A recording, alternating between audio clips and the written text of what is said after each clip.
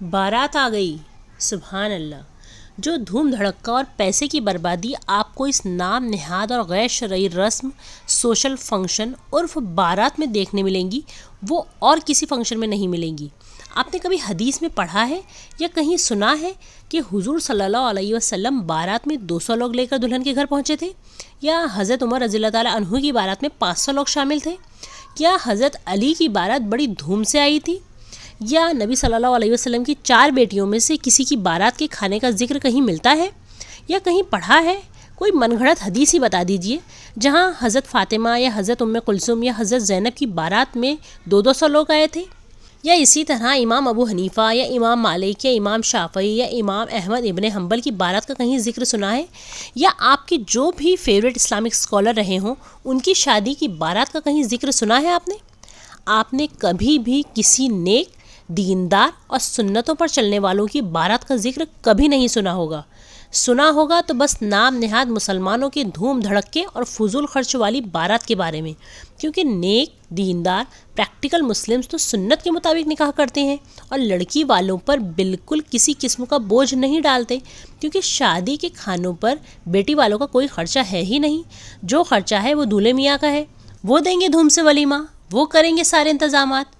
دیکھیے، اپنے وقت کے نبی نے اپنے نکاح، اپنے بچیوں کے نکاح، اپنے صحابہ کے نکاح اتنی سادگی سے کر کے یہ پیغام ہمیں دیا ہے کہ نکاح بہت آسان ہے اور لڑکی والوں کو ایک پیسے کا بھی بوجھ نہیں ڈالنا ہے۔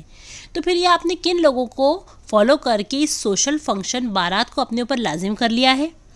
دیکھیے، یہ جو باقاعدہ غیر شرعی رسم ہم نے ایجاد کر لی ہے یا دوسرے مذاہب سے اڈاپٹ کر لی ہے کہ بارات دھوم سے نکلیں گی، باقاعدہ لوگوں کے ناموں کی ایک لمبی لسٹ بنائی جاتی ہے، گاڑیوں کے، لگژری بسیز کے انتظام کیے جاتے ہیں، پھر ساتھ دلہن والوں کو انفارم بھی کیا جاتا ہے کہ ہماری اتنی بارات آئے گی، 200 یا 500 یا 1000 جو بھی لسٹ ہے، پھر ان کا انتظام بھی کرنا ہوگا، ہوٹل کا انتظام، ناشتے کا، کھانے پینے کا، رہنے کا، پھر پوری بارات کے کپڑے، اور پھر بارات کی گرینڈ انٹری وغیرہ، غرض ہر قسم کا خرچ بیٹی والوں پر ڈال دیا جاتا ہے۔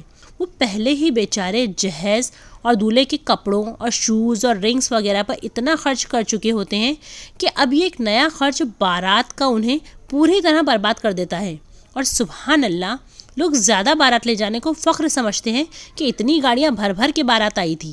یعنی فخر بھی ہو رہا ہے تو کس پر؟ ایک غیر شرعی رسم پر جس کا اسلام سے دور دور تک کوئی تعلق نہیں ہے۔ دیکھیے، نکاح اتنا آسان عمل ہے واللہ جس کی کوئی حد نہیں۔ دولہا دلہن کی مرضی شامل ہو، 2 گواہ ہوں، ولی راضی ہو، مہر بھی طے ہو، بس اس سے زیادہ نکاح کی کنڈیشنز نہیں ہیں۔ یہ بالکل جو 2 ٹرک بھر کر اور 4 کاریں بارات میں شامل ہوئی ہیں، ان کا کوئی کام ہی نہیں ہے لڑکی کے گھر پر۔ یہ بالکل اننیسیسری لوگ ہیں جنہیں لا کر آپ دلہن والوں کے یہاں پٹکاتے ہو۔ بھلا ان کا کیا کام ہے نکاح میں؟ ان کے بغیر ویسے بھی نکاح ہو جائے گا، پھر وہ بیچاروں کو بلا وجہ کیوں کر لے کر آنا؟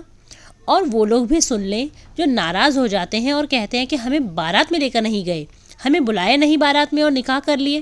ارے بھائی، تمہارا کیا کام تھا ادھر؟ کیوں آپ غصہ کر کے اپنا بی پی ہائی کر رہے ہو؟ بلکہ آپ کو کوئی بارات میں بلائے بھی تو نہیں جانا چاہیے کہ نہیں بھائی، بیٹی والوں پر بوجھ آ جائے گا زیادہ لوگوں کا۔ مگر نہیں، ہمارے یہاں تو اتنی عجیب مینٹالٹی بنی ہوئی ہے کہ باقاعدہ رجسٹر میں لکھ کے اسے سنبھال کے رکھا جاتا ہے کہ فلاں نے ہمیں بارات میں لے کر نہیں گئے تھے، اب ہم بھی ہمارے یہاں بارات میں اسے لے کر نہیں جائیں گے۔ دیکھیے بھائی، اب ایسی بھی کوئی حدیث نہیں ہے کہ جتنے زیادہ لوگ بارات میں شامل ہوں گے اتنا زیادہ دلہن دلہوں کو ثواب ملے گا۔ اب ایسا تو کوئی معاملہ نہیں ہے نا۔ ہاں، یہ ہو سکتا ہے کہ دلہن کے باپ پر زیادہ بارات لے جانے کی وجہ سے انہیں تکلیف میں ڈال کر شاید آپ گناہ میں مبتلا ہو جاؤ۔ ہاں، اس کے چانسز ہیں اور گارنٹی بھی ہے، کیونکہ آپ نے شریعت کے خلاف کام کیا ہے۔ جو ایک لڑکے والے کی ذمہ داری ہے شادی کا کھانا کھلانے کی، یعنی ولیمے پر خرچ کرنے کی، وہ ذمہ داری آپ بیٹی والوں پر سو کالڈ بارات کے نام پر ڈال دیتے ہو۔ یعنی بارات دھوم سے اور ولیمے کا کھانا ایک دم سمپل۔ واہ بھائی! دیکھیے، اسلام میں بارات کا کھانا تو ہے ہی نہیں، ہاں ولیمے کا ذکر ہے، اور وہ تو لڑکے کے ذمے ہے، لڑکا آرگنائز کرے گا ولیمے کو۔ بارات کا معاملہ یہ ہے کہ دلہن کے گھر کچھ ضروری افراد چلے جائیں، اگر دلہن کا گھر کسی دوسری سٹی میں ہے تو آپ اپنی فیملی کے چند افراد لے کر جا سکتے ہیں۔ دیکھیے، اتنے تو نارملی ہمارے گھر مہمان آتے رہتے ہیں تو ہم ان کا اچھے سے انتظام کر دیتے ہیں اور اتنا خرچ کا بوجھ بھی ہم پر نہیں آتا۔ بٹ یہ نہیں کہ دو دو لگژری بھر کے 4 کاریں، 3 ویلر، 2 ویلر اور ہر قسم کی سواری پر سوار ہو کر بارات کا قافلہ چلا دلہن کے گھر۔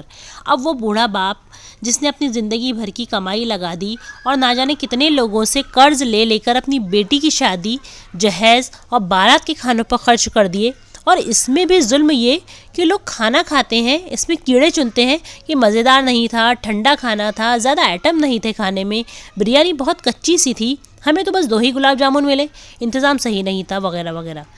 تو بس اللہ ہی رحم کرے ایسے لوگوں پر جو پہلے تو ایسی رسم کا حصہ بن رہے ہیں جس کا اسلام سے کوئی تعلق ہی نہیں ہے، دوسرا یہ کہ بیٹی کے والدین پر اتنا بوجھ اور اتنا پریشر ڈالنے کے بعد بھی وہ ناخوش ہوتے ہیں اور زندگی بھر اس بیٹی کو تانے دیتے ہیں کہ تمہارے باپ نے ہمیں کھلایا ہی کیا تھا، غریبوں کی طرح تو تمہاری شادی کی تھی۔ دیکھیے، یہ ایسی عجیب و غریب اور فضول خرچ رسومات کی وجہ سے ہی لوگ اپنی بیٹیوں کو ناپسند کرتے ہیں، اور ایسی خرافات کی وجہ سے نکاح مشکل اور زنا آسان ہو جاتا ہے۔ دیکھیے، برائے مہربانی نکاح جیسی سنت کو مشکل نہ بنائیں، چند افراد ہی دلہن کے گھر جائیں، سادگی سے نکاح کریں اور پھر آ کر آپ کریں نا دھوم سے ولیمہ، آپ کو کوئی گناہ نہیں ہے اس پر۔